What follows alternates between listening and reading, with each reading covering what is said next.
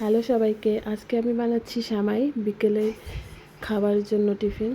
তো প্রথমে দিয়ে দিয়েছি সেমাই আর তাতে চিনি দিয়ে দিয়েছি পরিমাণ মতো। এখন এটাকে লাল লাল করে ভেজে নেব। চিনিটা প্রথমে দিলে কালারটা খুব সুন্দর হয়। এখন আমুল গুঁড়ো দুধ দিয়ে দিচ্ছি, এটা না দিলেও হবে, ছিল ঘরে তাই আমি এটা দিয়ে দিচ্ছি। এখন দুধটাকে একটু ভালো করে মেশাতে হবে। নেড়েছে এর মধ্যে গরুর দুধ দিয়ে দিলাম,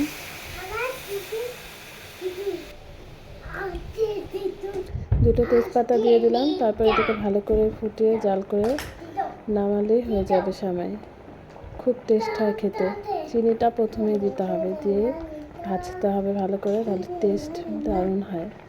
এটাতে ইচ্ছে ড্রাই ফ্রুটসও দিতে পারো, আমি দিইনি। না দিলেও এমনিতেই খুব টেস্ট হয় খেতে। সবাই ট্রাই করতে পারো, খুব ভালো লাগে। আশা করি সবাই ভালো